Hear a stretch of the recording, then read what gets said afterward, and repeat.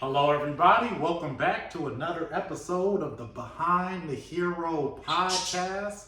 My name is Dingane Kendricks. My name is Shaka Gant-Kendricks. And welcome to the show. So today we're going to be talking about everything gamification. So to get us started, let's read what Oxford Languages says about gamification. The application of typical elements of game playing, point scoring, competition with others, rules of play, to other areas of activity. Typically, it's an online marketing technique to encourage engagement with a product or service. So that's Oxford Languages' definition of gamification. However, we see gamification all around societies in places such as school and the workplace. I want to discuss what are our thoughts on gamification. What do you think? Do you think gamification, have you actually seen gamification in your life? So I'm trying to right now simplify the definition, Oxford's definition, to more of a universe, trying to see what it can apply to. So it's using materials to create a gaming atmosphere. So let's say so one area that I saw gamification in my life is in middle school. We used to play academic Jeopardy. So we used to use Jeopardy games to remember terms, to challenge ourselves with math lessons. Okay. And technically that's gamification, because what you could do is just read, study the terms, or do different math assignments on your own to learn the concepts. But in order to make it fun, we utilize Jeopardy. Got it. Okay. All right. So yeah, no, I do have an example. The tutoring, I did a little tutoring. Okay. At one of our elementary schools, and basically we used older kids, 4th, 5th grade kids, and we brought them outside, and I basically took their lesson plans from their teachers. So what they were doing for the month, and I brought them outside once a week for 8 weeks, and basically we played games that related to the lessons they were learning in class. So for example, we had a dice game that related to multiplication. So we had several giant multicolored dice that the students would roll, and whatever numbers they would land on, they would either have to add, subtract, or multiply and find the answer. So that was kind of like one of the fun ways, and I think that's might be what you're referring to as gamification. Yeah. Okay. For sure. So it's supposed to increase student engagement, to have students more immersed in their activities. Did you notice that students were more immersed as a result of gamifying their lessons or concepts? I did. Okay. One of the teachers actually told me that a couple students in their class, they're ahead of the curve basically. And so that when they're in class and they're reviewing material, they really don't have much to do, so they're kind of just doing their own thing at that time. So when he sent them out to the tutoring program, it's like realizing that okay, this is fun, this is something I like to do, I am learning a lot, because you hear at the end of the lesson, like, okay, this was really fun, are you coming back next year? Yeah. And you see the engagement, once you see the smiles, and once you see them relax, that's when you know that, okay, this is something that students are taking to. That's interesting. One place that I believe I've seen gamification is with the Young Entrepreneurs Program. Okay. So this program was a business program for elementary school students. But instead of just lecturing them on how to start a business, we actually just went through the steps to start a business. So we had different types of activities that would build public speaking, such as 2 truths and a lie. So in order to get the students to learn about public speaking, they would go up to the front of the classroom, they would have to stand tall and speak clearly and do their 2 truths and a lie. We also would have activities where students would form groups and they would create logos and menus, and instead of going over the conceptually what it means to create it, we just have them do like, hey, you have 30 minutes to create a menu, make it creative, have fun with it, work together. That's cool. And it seems like that's a way of gamification. What I really want to touch on in this podcast, though, is that gamification is kind of controversial. What do you mean by that? That some people think it's good, some people think it's bad. There's recognized benefits, but then there's also recognized critiques of gamification. Do you have a standpoint on, is gamification good or bad? I think I haven't really explored the negative aspects of gamification. I'm sure there are.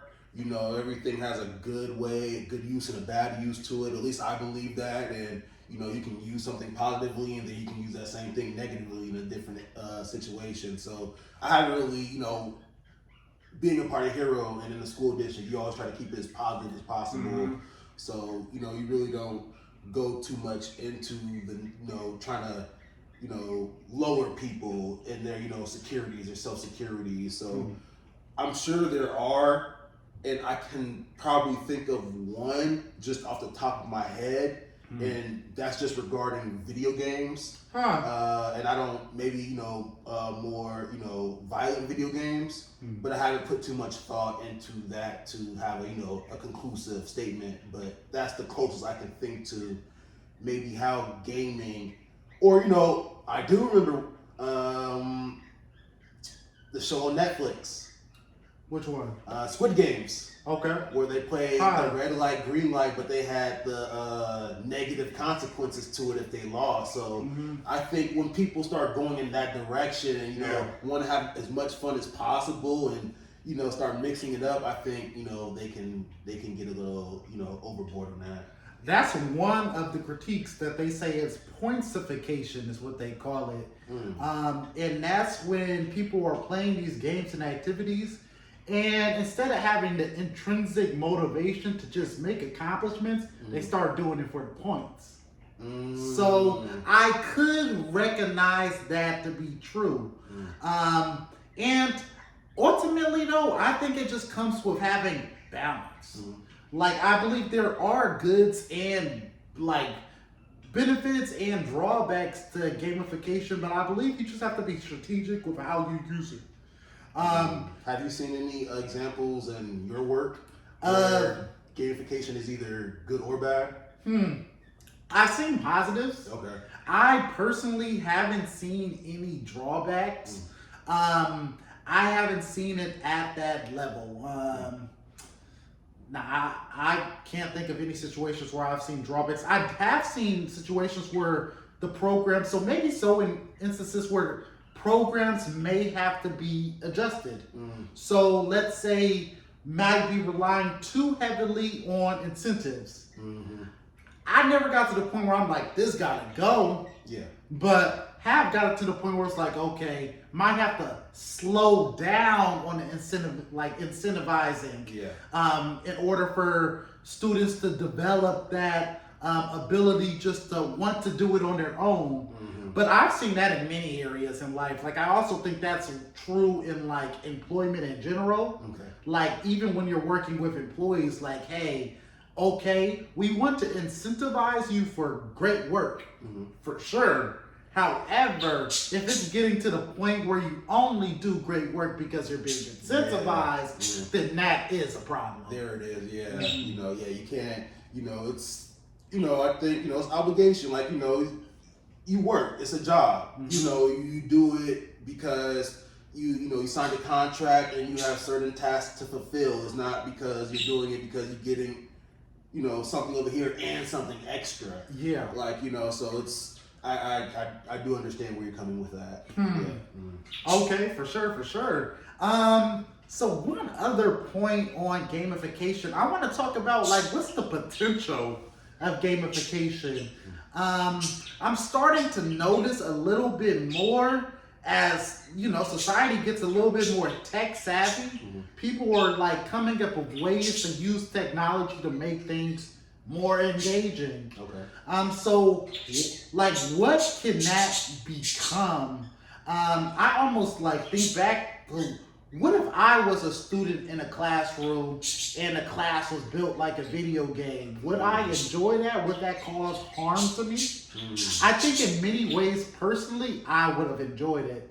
But I would also said as a student, I had the perspective, like even a younger student had the perspective of this isn't everything. Like so, but I can see how somebody could look at something and then not be able to make that distinction. Like be like, okay, this history class is extremely fun. Yeah. We're being incentivized, we're forming teams, we're accomplishing missions, and you want everything to be like that. Yeah. But having the understanding that everything isn't like that, it's really this like that. Yeah. I think that's something that we're going to have to be able to navigate going forward. Yeah. Yeah, no, I completely agree. I think it is good. I think that, like you said, if I was in elementary school and my just daily life as a class was like a video game, I'd enjoy it. And yeah, I understand the perspective because just also just upbringing. I understand the perspective that this isn't everything. This is we still got other parts of our life that you still have to go through and just take part in. So this right here is just this. It's fun.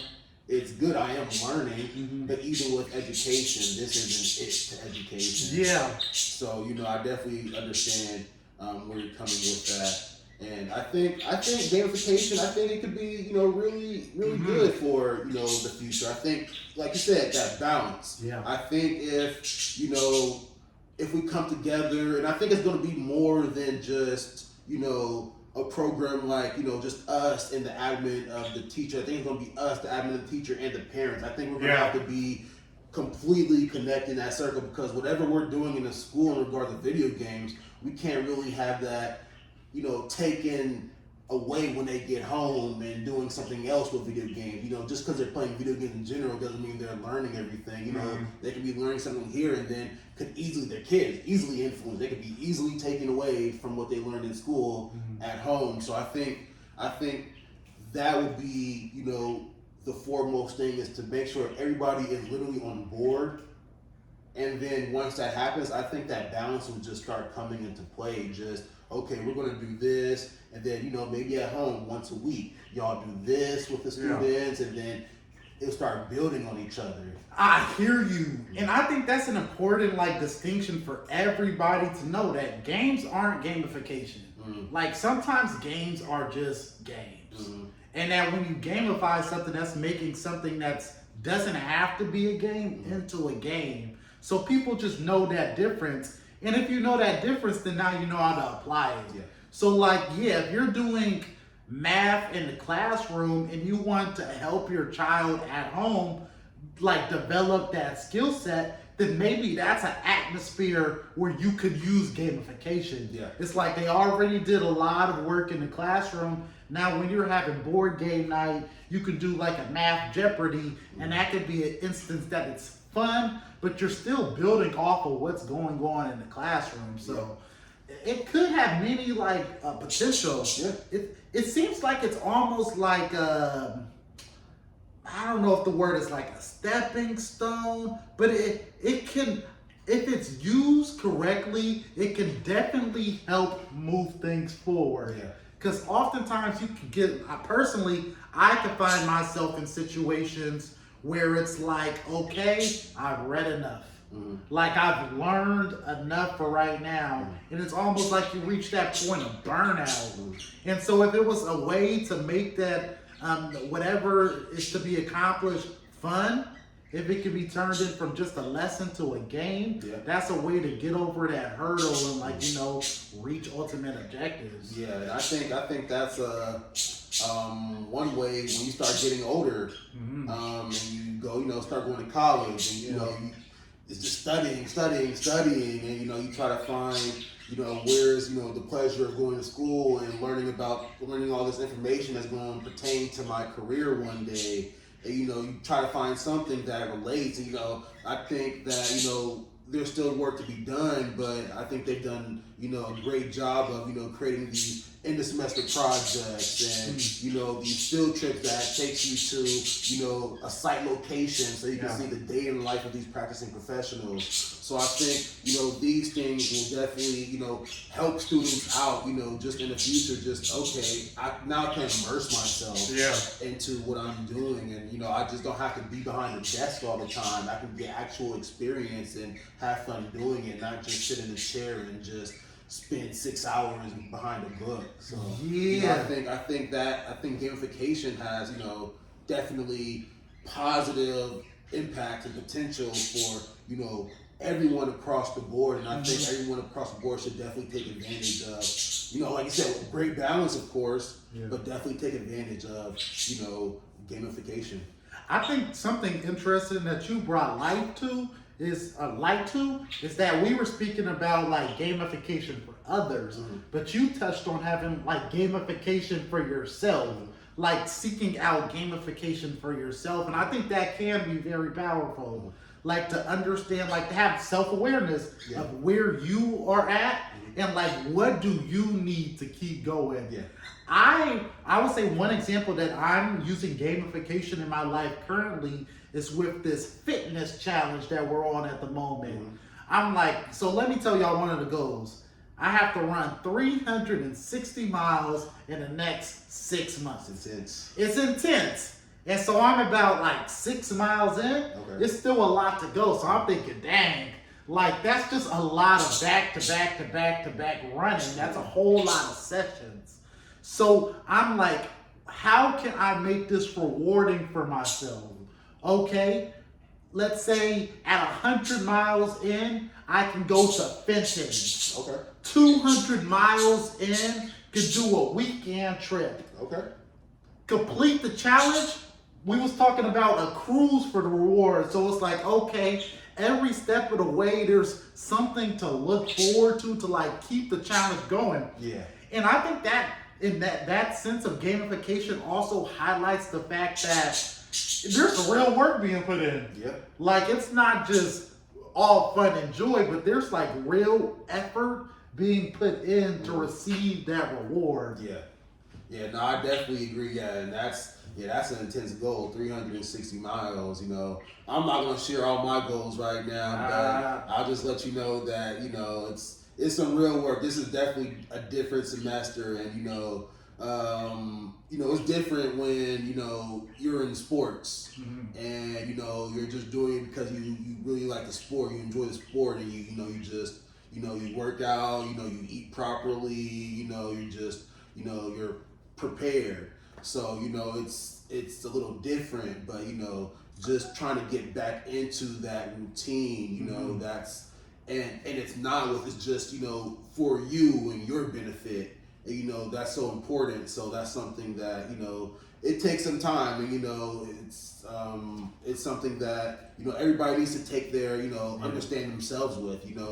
I'm not going to run 360 miles right now. I'm probably not going to run 360 miles in the next, as many as I can count years. But I can do bike, I can run outside, I can do all these other things, I can go to the gym, you can do circuits. So, set your goals to where, be reasonable with yourself, be understandable with yourself, give yourself grace, and still keep yourself accountable. Make yourself goals, achieve those goals, and then make your goals harder, and then achieve those goals. Like Donnie said, stepping stones, you just keep going until you achieve your final goal. Don't worry about, others and their paths. And I see a lot of that happening now about people, just trying to follow others and their paths and do what they do. That's not the way you're going to get, you're going to achieve self-satisfaction. You have to do what you need to do in order to make your goals possible. And I think once everybody realizes that, I think that we can all go in a more positive direction. So, like I said, it's a different semester. It's a new semester. There's a lot of goals to be achieved in my personal life and the life of Hero and outside of Hero. So, it should be exciting, and this is really what a journey is about. Yeah. It's not just easy. It's always going to be some type of obstacle or something you need to overcome, and once that happens, that's the joy of it. You made it happen. You did it. So I think everybody, if any goal you try to make happen this year, regarding what it is, just keep going. Keep going. You don't have to make it all at once. Stepping stones. Keep going, and then just achieve it. I know it sounds easy. It's definitely not easy. Like you said, we're going through. You're going through mental strains right now. I just gotta wake up. I gotta keep doing it. I make a promise to myself. Yeah. You make a promise to yourself. You gotta make sure you follow it through. You might not get it the first time. Yeah. That's okay. Just keep going, and that's really what my lesson. And I know I kind of strayed from gamification, but that's kind of my lesson for you all. I wouldn't even say you strayed from gamification. I find it interesting how a conversation on gamification turned to a real conversation. And I think that's the purpose of it. Like, it's a tool. It's a tool to achieve real objectives. And like, it can be used in every facet of life, whether in education. I remember I was going to get like my transcript evaluated the other day, and I was like, I'm on a mission. Like, I'm going to drive to this campus. I'm going to walk in and find where this office is located. Once I hand them that form, I completed the mission. So that able to change it from just grudge work to something that was fun. And we got to have the ability to do that if we're going to make accomplishments in life. You got to be able to have something in you has got to be able to keep you going. Yep. And like, if you could use gamification appropriately, that could be a tool to keep you going towards your objectives. Exactly. Yep. For sure. Well, we're back at it. This is Behind the Hero, an episode of Gamification. I'm your host, Dingane Kendricks. My name is Shaka Gant-Kendricks. Until next time, have a hero day. All right, everybody, take care.